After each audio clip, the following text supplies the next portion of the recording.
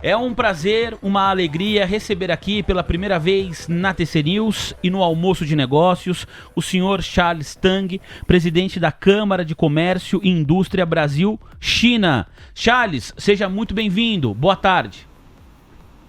Boa tarde, tudo bem? Tudo ótimo, para nós é uma honra conversar com o senhor, ainda mais dado o contexto macroeconômico em que o Brasil está envolvido em relação aos Estados Unidos, mas também em relação à China, que é o principal parceiro comercial do nosso país desde 2009. Eu gostaria, nesse início de conversa, o senhor vai conversar comigo, com a Sandra Lacerda, minha parceira aqui na apresentação do Almoço de Negócios, e também com o nosso comentarista, Gabriel Junqueira. No início dessa nossa conversa, eu gostaria que o senhor apresentasse, Charles, por gentileza, o seu panorama. Como está a relação do Brasil com a China após as tarifas do presidente americano Donald Trump? Algo mudou? Bem, as relações entre Brasil e China sempre foram, desde o primeiro governo do Lula, quando o ministro-chefe da Casa Civil dele, o José Dirceu, se aproximou do Partido Chinês, né?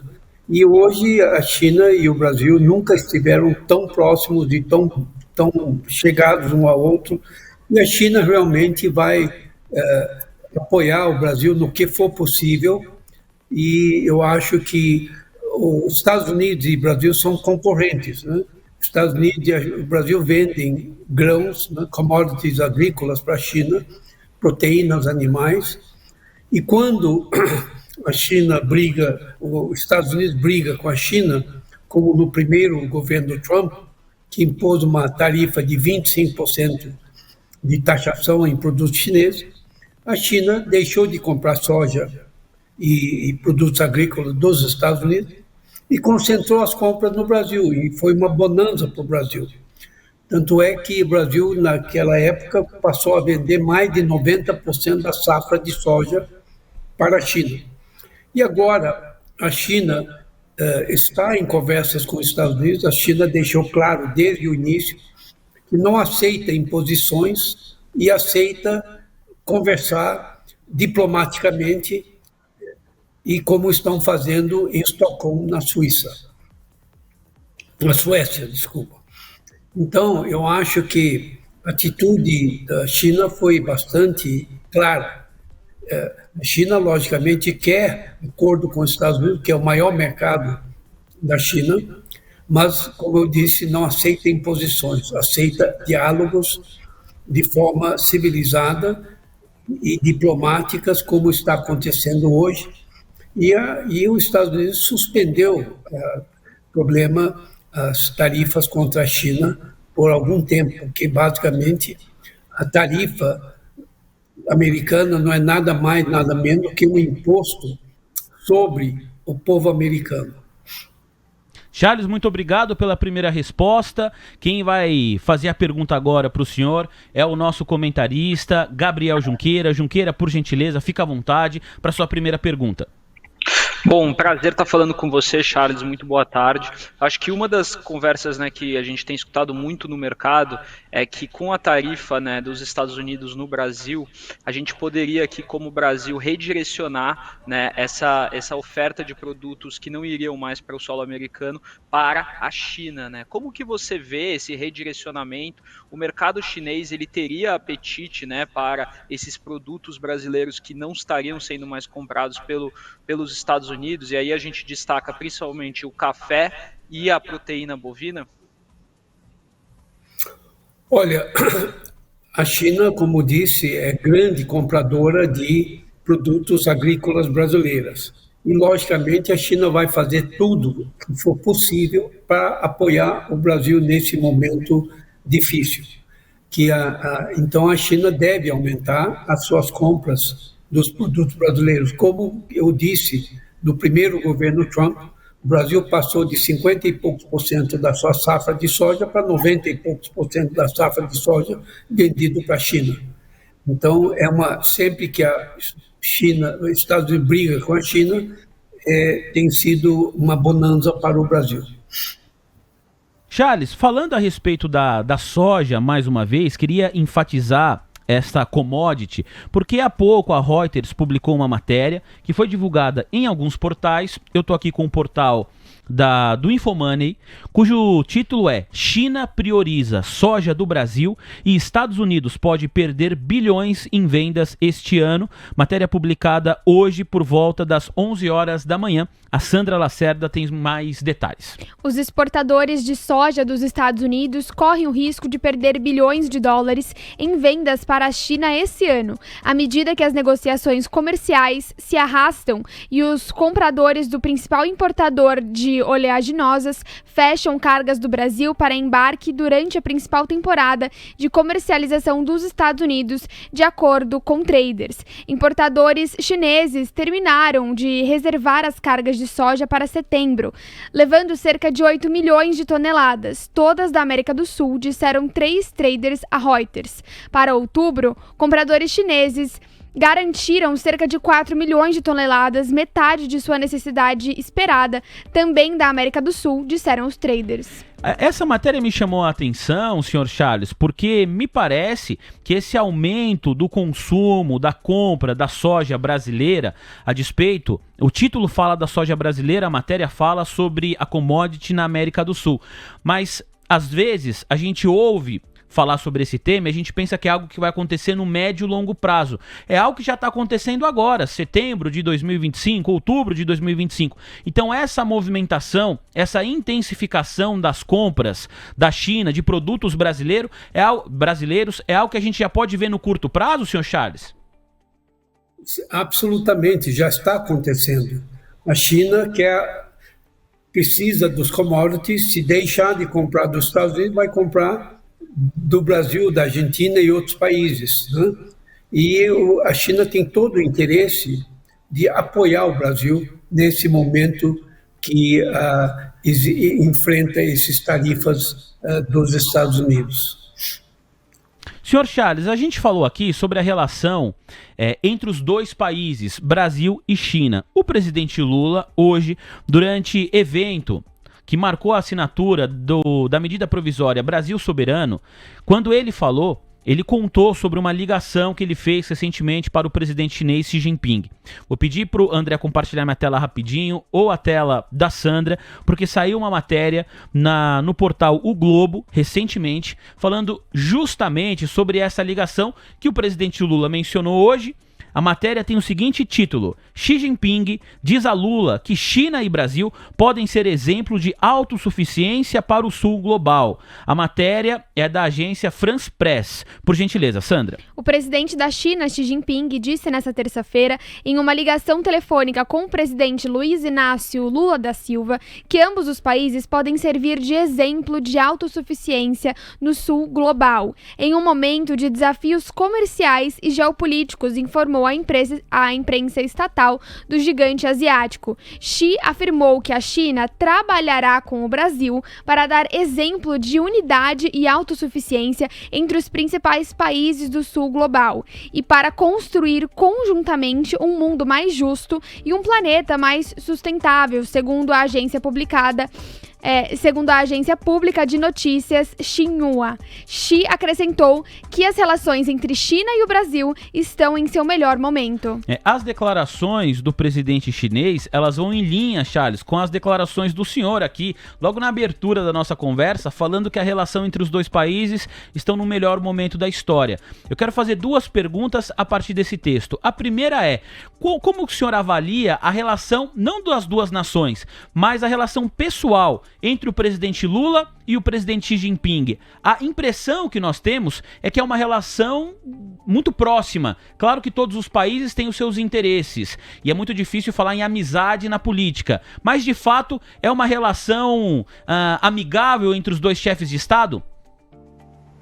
Muito amigável, e também a China quer mostrar, como diz a conversa, a autossuficiência do sul global e do BRICS, né? O BRICS, como sabe, foi dada importância porque desde 1944, desde o acordo financeiro de Bretton Woods, os países maiores devedores do mundo controlam o sistema financeiro internacional. Por isso que em 2014, durante a reunião do BRICS em Fortaleza, o presidente Xi Jinping e os demais presidentes do BRICS anunciaram a criação do Banco de Investimento dos BRICS, presidida hoje por Dilma Rousseff. Por que o Banco Mundial sempre tem que ter um presidente americano? Por que o FMI sempre tem que ter um presidente europeu? Né? E por que os maiores devedores do mundo, que não entendem das necessidades dos países em desenvolvimento, controlam o sistema financeiro internacional? Então, foi criado o Banco do BRICS e foi criado o Banco de Investimento de Infraestrutura Asiática, justamente para que os países credores como Brasil, Rússia, China, possam ter uma voz no sistema financeiro mundial. Vou passar a palavra para o Gabriel Junqueira, que vai fazer a próxima pergunta, mas antes um último questionamento referente à matéria, eu disse que eram 2, reforçando um parágrafo que a Sandra leu. O presidente da China afirmou que o país oriental vai trabalhar com o Brasil para dar um exemplo de unidade e autossuficiência entre os principais países do sul global. Esse trabalho conjunto, além da compra de commodities do Brasil pela China, senhor Charles, também pode se dar com investimento chinês na economia brasileira ou um aumento desses investimentos chineses aqui no nosso país, pensando em infraestrutura, pensando em outros negócios, para além das commodities agrícolas?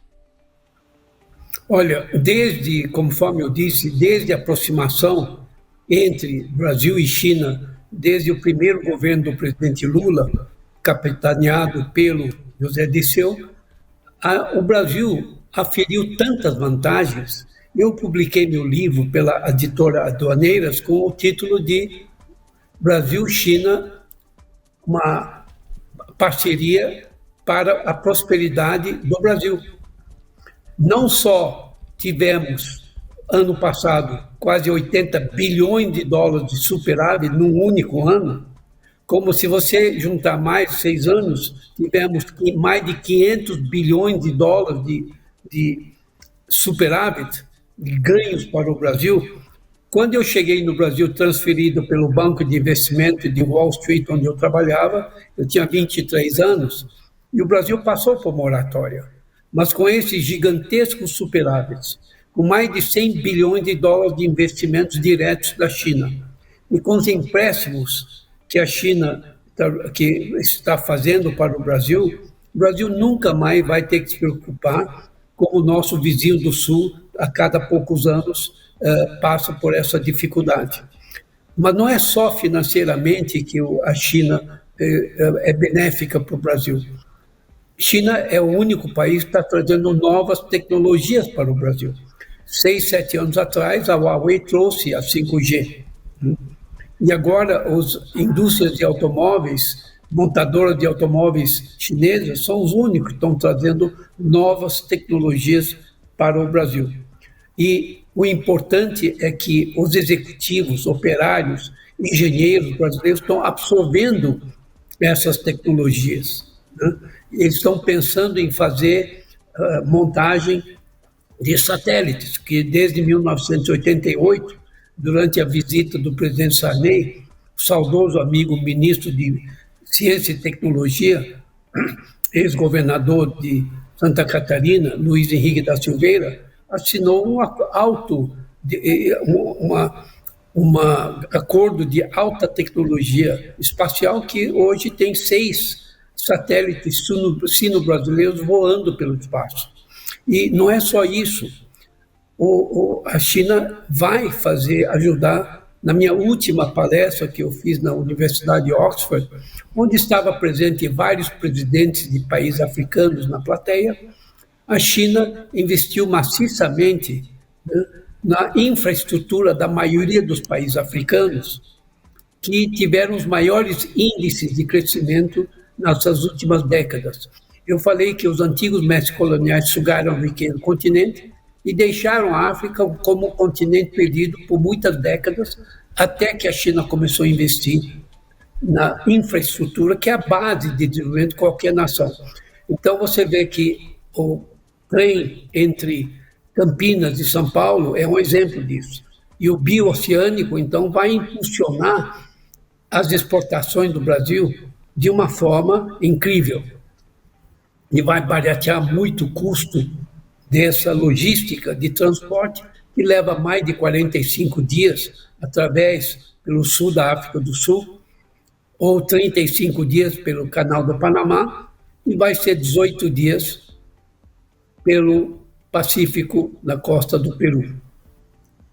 Gabriel... E além disso... Pois não?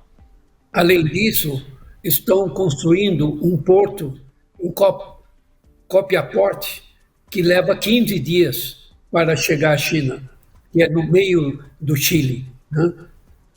Então, eu acho que essas vantagens são incríveis e vai impulsionar o Brasil muito. Gabriel Junqueira, por gentileza, sua próxima pergunta, Junqueira. Bom, uma das coisas que chamou muita atenção no mercado essa semana, Charles, foi a questão dos chips, né, de inteligência artificial que os Estados Unidos colocaram, né, que a Nvidia e outras empresas deveriam repassar parte das vendas que eles fizerem para a China para o governo dos Estados Unidos, e isso gerou, de certa forma, ali, né, um cancelamento de pedidos por parte do governo chinês. Como que vocês avaliam essa questão da inteligência artificial, essa questão das empresas? A China ela busca outros fornecedores além da Nvidia? Olha, graças aos impedimentos do governo americano de exportação de inteligência artificial e de chips para a China, é que a China fez a DeepSeek e a Huawei e outras empresas chinesas estão fazendo os chips chineses, tá? Então, porque se não fosse esse bloqueio, a China estaria provavelmente contente comprando a inteligência artificial e chips americanos. Muito bem, obrigado, senhor Charles Tang. O Junqueira vai ter tempo ainda? Temos tempo para mais uma pergunta? Mas antes, eu queria ouvi-lo, senhor Charles, a respeito do BRICS. O senhor mencionou, né, o bloco, é um bloco importante, e recentemente numa reunião dos BRICS, o presidente Lula falou sobre a importância da criação de uma moeda para que os países que compõem os BRICS negociem nesta moeda que seria criada, portanto, você deixaria o dólar de fora dessas negociações. O presidente dos Estados Unidos respondeu a esse tipo de declaração, dizendo que os Estados Unidos vão trabalhar para garantir a hegemonia da moeda americana em todo o mundo, que as negociações sejam feitas em dólar e países que escolherem negociar em outras moedas também devem receber algum tipo de sanção. Outras autoridades do BRICS, pelo menos não lembro de ter visto, não vocalizaram essa ideia de uma nova moeda, como fez o presidente Lula aqui no Brasil. O que o senhor pode falar a respeito desse assunto para a nossa audiência? Essa é uma ideia de fato que ela passa e começa a ser discutida por todos os países que compõem o BRICS? É uma ideia que ela é mais pessoal do presidente Lula e na China isso não é tão discutido? O que o senhor pode falar para a nossa audiência a respeito desse tema, por gentileza? Eu acho que uma das ambições principais do governo chinês é não ficar dependendo somente do dólar. Você sabe que em 2009 foi capa de jornal Folha de São Paulo um artigo meu intitulado A Dupla Crise Financeira Mundial. A primeira, que estava acontecendo na época, e a segunda é quando os Estados Unidos perdeu o cheque em branco, porque hoje você sabe que o maior produto de exportação dos Estados Unidos é um pedacinho de papel pintado de cinza e verde e bota o número que eles quiserem em cima. Então, o dia que acabar esse cheque especial, porque hoje a China, os Estados Unidos, toma dinheiro emprestado da poupança do povo chinês, que é muito alta, e tem uma nível de vida muito melhor do que o povo chinês, né? E, basicamente, hoje o déficit americano é maior do que seu PIB. Então, eu acho que se Estados Unidos perder esse cheque em branco, vai enfrentar uma crise muito grande. E por isso que os Estados Unidos e o presidente Trump, com toda razão, quer defender o dólar americano. E da mesma razão, porque os países do terceiro mundo e os maiores credores do mundo, como China, eu acho que a China é mais ansioso do que o presidente para que tenha essa moeda. Muito obrigado. Bom, eu prometi que ia fazer uma pergunta da audiência e tenho que cumprir a promessa. Quero agradecer aqui aos telespectadores que estão enviando as suas perguntas também. Membro do canal, JPS, ele mandou inclusive 2 vezes aqui uma dúvida, senhor Charles, a respeito ele quer saber se a China tem ativos aqui no Brasil, se a China tem terras aqui no Brasil, se esse é um tipo de investimento que também está no radar dos investidores chineses e do Estado chinês. Isso ocorre? Olha, a China comprou muitas poucas terras no Brasil, porque, conforme você sabe, alguns anos atrás teve que proibia a compra de terras por estrangeiros acima de 5.000 hectares. Na época, o ministro de Agricultura, Roberto Rodrigues, ficou muito revoltado, porque isso serviu para espantar uns 100 bilhões de dólares de investimentos estrangeiros no Brasil, em agronegócios, né? E ele falou, será que algum estrangeiro vai levar um pedaço do Brasil embora? Nada como um país que não precisa de mais investimentos e mais empregos e mais tecnologia, né? Mas eu acho que a China não tem mais ativos de terras e fazendas e produção agrícola no Brasil por causa que essa lei... Bom, a gente está tendo uma oscilação na internet do senhor Charles. Deu para entender a resposta do nosso convidado, mas na reta final nós tivemos ali uma oscilação.